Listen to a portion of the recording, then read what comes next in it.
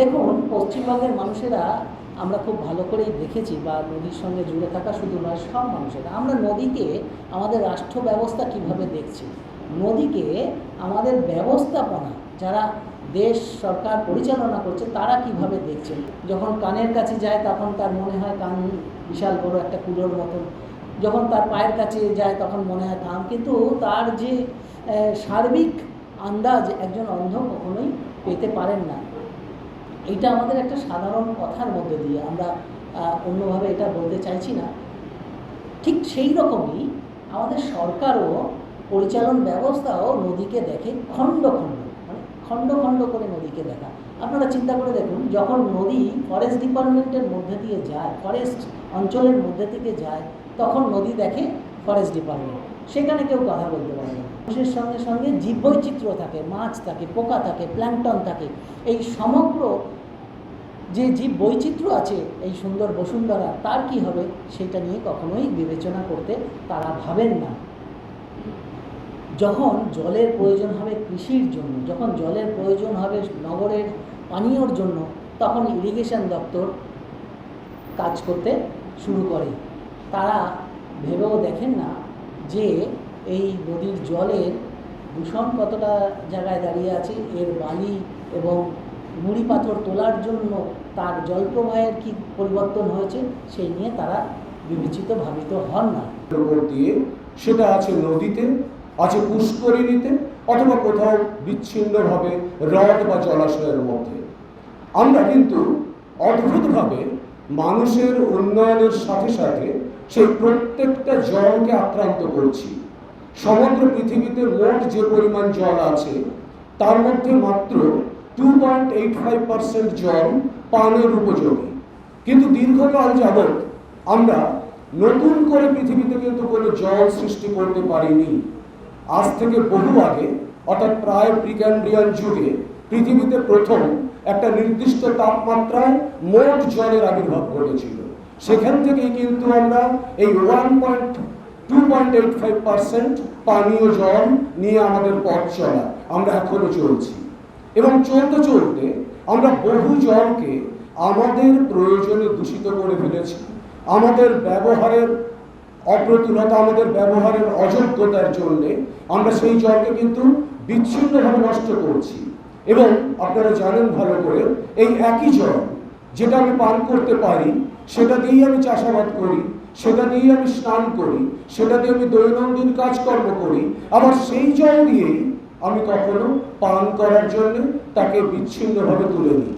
যার ফলে আলটিমেটলি কিন্তু মোট জলের, অর্থাৎ পৃথিবীতে জলের সঞ্চয়ের মোট জলের পরিমাণকে আমি বাড়াতে পারলাম না, উল্টে আমি প্রচুর পরিমাণে জলকে নষ্ট করে ফেললাম আমার ব্যবহারের অনুপযোগিতার জন্য। জাতির ক্ষেত্রে, দেশীয় ক্ষেত্রে যে কথাগুলো বলছে, সে কথাগুলো তো তারা মানছে না।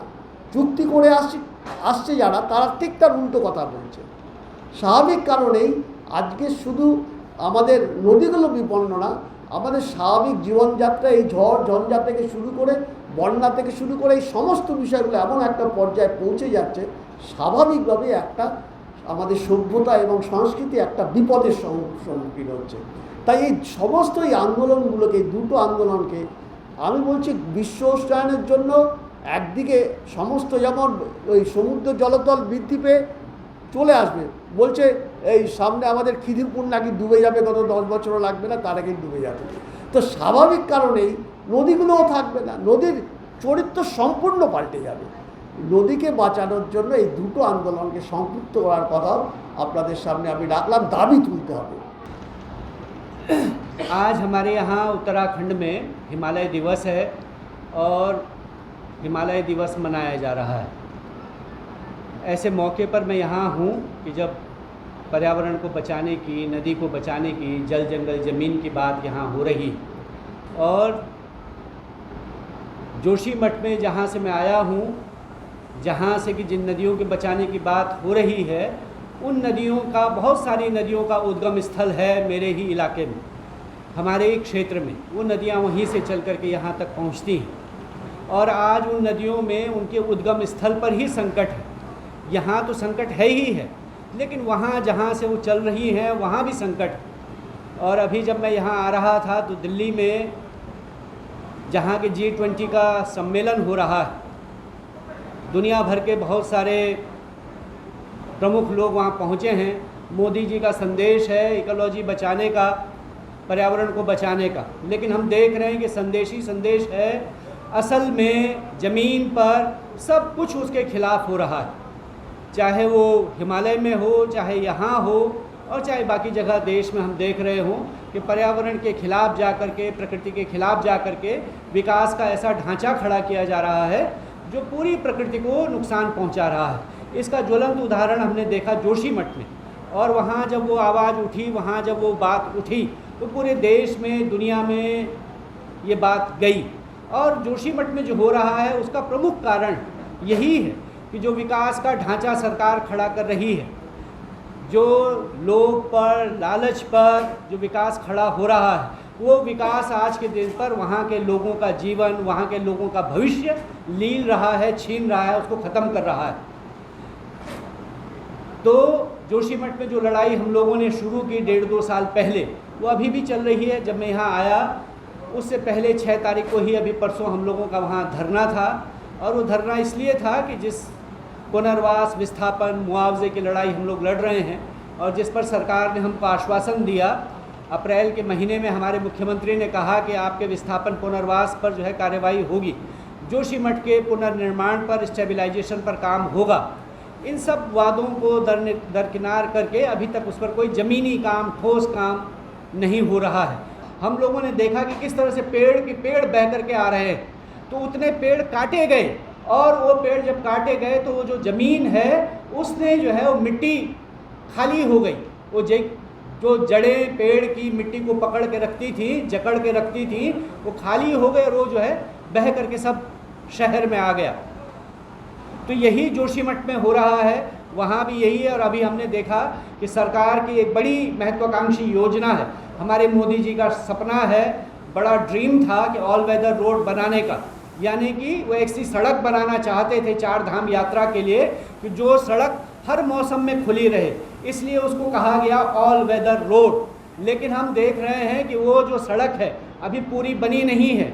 2018 से उसका काम शुरू हुआ, अभी पूरा नहीं हुआ, 2024 में जाके पूरा होना है। लेकिन अभी ही इसी बरसात को वो झेल नहीं पाई, सारी सड़क तबाह हो गई है। पूरे ऋषिकेश से लेकर के बद्रीनाथ तक, ऋषिकेश से लेकर के उत्तरकाशी तक, गंगोत्री, जमुनोत्री तक, जहाँ तक वो सड़क बन रही है, जगह जगह 150 से ज़्यादा जगहों पर नए भूस्खलन के क्षेत्र, नए लैंडस्लाइड जोन बन गए हैं। तो नदी दिवस, এই নদী দিবসকে সামনে রেখে আমরা পশ্চিমবঙ্গের প্রায় 42টি সংগঠন একসঙ্গে আগামী 15 দিন, আগামী কাল থেকে 24শে সেপ্টেম্বর পর্যন্ত 15 দিন নদী বাঁচাও অভিযানে ডাক দিয়েছি। মূল লক্ষ্য, আমাদের ভারতবর্ষের যে নদীমাতৃক দেশ, সেই নদীমাতৃক দেশের নদী আজকের বড়ই কষ্টে আছে। আমরা ভেবেছিলাম যে নদীর জন্য আমরা কষ্টে আছি, কিন্তু আমাদের যে উন্নয়নের ব্যবস্থা চলছে, যে উন্নয়নের পরিকল্পনায় আমরা চলছি বিগত 100-150 বছর ধরে, তাতে নদী খুব কষ্টে আছে। সেই নদীকে আমাদের যদি ফিরিয়ে আনতে না পারি, আসলে নদী কষ্টে থাকার মূল যে ভাবনা, সেটার পিছনে আমরাই কষ্টে আছি, জীববৈচিত্র্য কষ্টে আছে। তো নদীকে যদি আমরা ফিরিয়ে না আনতে পারি, তাহলে আমরা আরও বেশি কষ্টের দিকে এগিয়ে যেতে পারবো, আরও বেশি বিপদের দিকে এসে যাব। সারা বিশ্বজুড়ে আজকের পরিবেশ পরিবর্তনের যে সমস্যা, সেটা মূল সমস্যা হয়ে সামনে এগিয়ে আসছে। কাজেই আমাদেরকে সংগঠিত হতে হবে, আমাদের সচেতন হতে হবে এবং আমাদের ব্যবস্থাপনা সঠিকভাবে এগিয়ে নিয়ে যেতে হবে। সেই দাবিতেই 42টি সংগঠন একসঙ্গে হয়ে আগামী 15 দিন নদী বাঁচাও অভিযানের ডাক দিয়েছে এবং তাকে সংহতি জানিয়ে হিমালয় থেকে যে যোশীমঠের আন্দোলন চলছিল, তার যে আহ্বায়ক অতুল সতী এসেছেন, ছত্তিশগড় থেকে শিবনাথ নদী আন্দোলনের যে আহ্বায়ক গৌতম বন্দ্যোপাধ্যায় এসেছেন। এই সব মিলিয়ে আসলে দেশ জুড়েই হিমালয় থেকে সুন্দরবন পর্যন্ত একই সঙ্গে একই ভাষায় সমাচারে আমাদের আজকে বলার সময় হয়েছে। তাই আমরা তাদেরকে নিয়ে এই আন্দোলনের ডাক দিচ্ছি।